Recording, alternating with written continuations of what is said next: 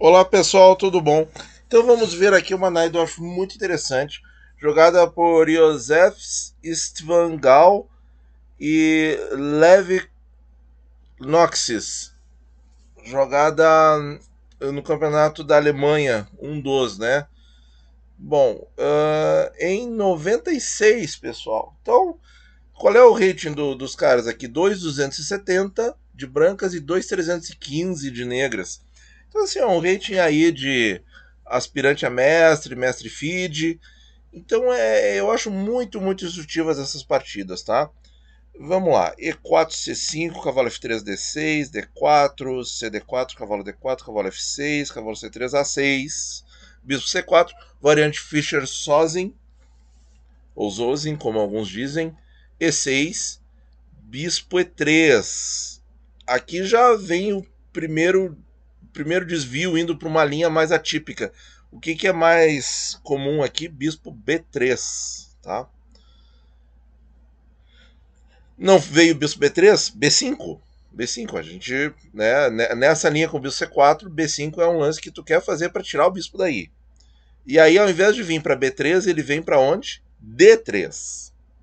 Então, essas sutis diferenças. Bispo B7, olhando para o peão G4, importante. A3, impedindo B4. Cavalo de BD7, F4, tá? Aqui essa partida já vai para um contorno mais usual, com um ataque no centro, e as brancas estão querendo jogar E5, tá? O mais comum aqui é seguir com bispo E7, dama C7, aquela estrutura clássica, né? Ao invés de F4, as brancas poderiam jogar roque também, tá? Vai para uma partida mais com F3. Aí o cara fez uma mistura de estrutura do ataque inglês, mas rocou pequeno, que ficou meio esquisito, na minha opinião.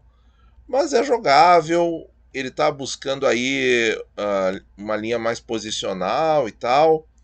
E acabou ganhando em 35 lances, tá? Essa é outra partida. Muito bem, voltando para nossa, F4. As negras jogam aqui cavalo C5, mirando o ponto de E4. E agora sim tá ganhando peão, porque tem 3 atacantes contra 2 defensores. Dama F3, terceiro defensor, agora não se ganha mais o peão. E vem aqui um lance que sempre me ocorre. As negras devem ou não ganhar esse bispo aqui? Porque par de bispo é par de bispo, né, pessoal? Só que esse bispo aqui, ele parece um peão grande entre os peões de C2 e E4. Vamos ver o que o peixe pensa desse lance. Olha só, pessoal, é o terceiro da lista. Ele dá torre C8, G6 e cavalo D3 com cheque. É o terceiro da lista. E a posição com ligeira vantagem para as negras. Bem interessante. Então, se pintar isso aí numa partida sua, você pode pensar assim, olha, é de se considerar capturar o bispão lá. Veio dama C7, roque, G6, torre de AD1 e bispo G7. Aqui foi o primeiro erro. As negras até então estavam mantendo a posição com uma leve vantagem. Acho que principalmente porque a branca não faz um plano muito coerente. O bispo de casa escura não está em G5, o rei está rocado no lado pequeno, esse peão não pode avançar porque o bispão está lá em B7. Então, todos os planos que a gente pensa de brancas, que seria avançar no centro, avançar com G4, G5, não estão acontecendo. A posição está um pouco esquisita para as brancas.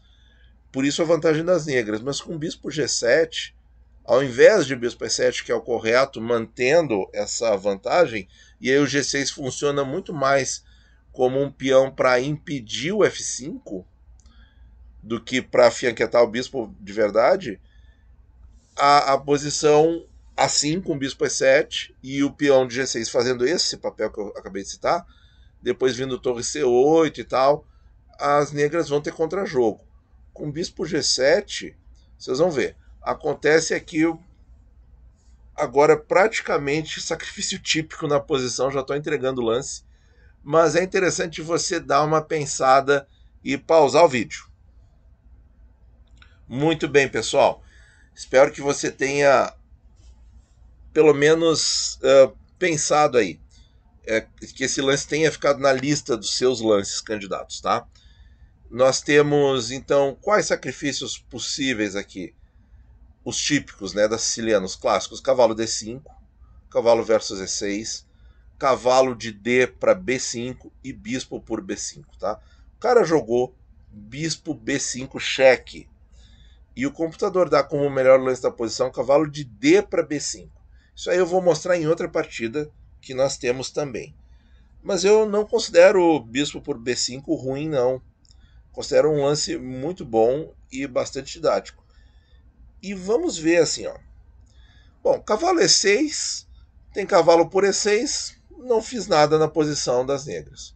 Cavalo D5, ele retoma de peão, eu capturo de peão, tô com a coluna E aberta, mas ele pode rocar. E o meu bispo tá tapando aqui a coluna, então também não presta. Agora vamos pensar o bispo por B5. Isso é que eu acho que é aqui o foco de mais atenção do vídeo. Esse sacrifício, bispo por B5, como é que a gente pensa? Então, pessoal, eu vou falando aqui e você tenta visualizar. Isso é muito importante. Vamos lá. Bispo por B5, A por B5, cavalo de D por B5, ameaçou a dama e ameaçou o peão de D6. A dama vai para qualquer casa, digamos dama D8, dama B6, tá? Cavalo versus D6 cheque.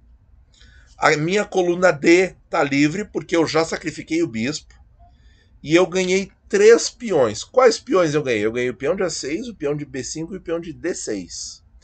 O rei das negras está em xeque e o meu cavalo está em D6. E eu ainda estou ameaçando o bispo de B7. Então, você consegue enxergar isso? Tem que faça esse exercício. E aí, vendo a posição final, digamos com dama em B6, que até ela vai estar atacada pelo bispo de E3, então talvez ela tenha que estar em E8. Não porque tem o cavalo em C5, né? Tá, então dama em B6, ok. Então, tente visualizar essa posição. Olha só, as brancas vão ficar com um cavalo forte em D6, que pode ser apoiado futuramente por um avanço em E5, basta sair a dama sair de F3 para não ficar na mesma diagonal do bispo, tá? O peão apoia o cavalo, tem a torre em D1 apoiando o cavalo. Nós vamos tirar das negras o roque, o rei vai continuar no centro. Eu ganhei 3 peões por peça e desorganizei todo o jogo das negras. Vale a pena esse sacrifício, sendo que não é um sacrifício, porque você ganha 3 peões pela peça. E você vai ter 3 peões passados livres aqui, porque os peões de A, B e D vão sair do tabuleiro. Então, se você conseguiu visualizar tudo isso e chegou nesses elementos posicionais, aí você pode decidir se o sacrifício é bom ou não. Eu acho esse um método bem válido. Então, vamos lá, bispo por B5, A por B5, e aqui você já consegue ir confirmando as impressões que você teve antes. Cavalo de D por B5, dama C6, ele veio para C6. E aí, se as negras rocarem, a nossa jogada não valeu a pena, então cavalo D6 é forçado, né? E aí estamos aí com essa posição. Tá aí, ó, os 3 peões passados no flanco dama, um cavalo super bem posicionado. Agora eu até posso jogar E5, porque não é o bispo que está atacando a minha dama, e sim uma troca de damas. E aí veio rei F8. Aqui o computador prefere rei E7, bispo D4. Veja que o cavalo está intocável. Bispo D4. Se dama versus cavalo, bispo versus F6, cheque, e a dama cai para a torre. E torre de HB8. E aí as negras vão tentar contra-atacar no flanco dama, mas a posição é vantagíssima branca. Rei F8, E5. E aí, tem problema trocar as damas aqui? Não, não tem problema, porque esse final é vencedor. 3 peões passados no flanco dama. Veio cavalo D5, cavalo por D5, E por D5, C4, As brancas querem trocar as damas de fato. O computador prefere F5, abrir o flanco rei. E se a gente limpasse esses dois peões, teria um checkmate em F7. Interessante de ver isso aí também. Bom, C4, cavalo A4, C por D5. E aí o nosso peão tem duas defesas, dois ataques. Então as negras não podem capturar. Dama A6, dama E4. Olha a centralização das peças brancas com esse cavalo aí em D6. Rei G8. O rei está tentando rocar pela mão, mas com a torre em H8 fica muito ruim. F5, olha aí como os lances são todos naturais e seguem uma sequência. Então, pessoal, centro dominado, ataque no flanco rei. Pô, essa peça saiu barato, hein? F6, F por G6, F por E5. Deixa eu baixar aqui os comentários. Dama F5. E não só o ponto F7, mas o ponto E6 também. Veio H por G6, dama F7, saiu do checkmate com o rei H7. E agora, pessoal, dá uma pausa para tentar descobrir o lance, porque de novo é temático. Temático que eu digo não para siciliana, mas de tática. É um padrão tático muito frequente. Você já deve ter visto essa ideia em muitos vídeos na internet e vale a pena sempre lembrar disso, ter essa atenção. Tá? Não tem ainda um termo em português, eu nunca vi isso em livros em português, mas em inglês se chama The Rook Lift, tá? A elevação da torre. É, mais ou menos isso. Qual é a ideia? É colocar a torre na terceira ou quarta fileira, ou até quinta, para trazê-la para o flanco rei, para o ataque ao rei. Que é exatamente isso. Ele está ameaçando o checkmate em H3. Bispo C8, impediu o checkmate. Cavalo por C8. Tiramos a peça do checkmate. O computador dá outra coisa, o computador dá torre D4. Mas ameaça com a outra torre, mas aí vem captura. Bom, não vou perder muito tempo. Não, tem uma sequência aqui, ó, com checkmate em 9 lances. Vamos ver, só vamos passar a sequência para ver. Ameaçou mate de novo. Entregou a dama. Bispo, voltou. Bispo defendeu do mate com o bispo H5, olha aí. Cavalo E4. Torre F8, torre cheque, bispo volta. Cavalo F6 cheque. Rei H8, torre H5, peão por, dama H5. Ninguém vai ver essa sequência. Bispo H6, dama H6. Tá bonito aí pra gente olhar o tático, mas realmente voltando, isso aqui é para jogar torre D4. Mas ninguém ia calcular isso. Vamos ver cavalo C8, que eu acho muito mais fácil de entender e é o que for jogar na partida. Tá? Tirou o defensor da casa H3. Dama C8. Defendeu com a dama. Torre C1, ameaçou a dama. Olha aí, pessoal, como tudo é bastante lógico aí nessa posição.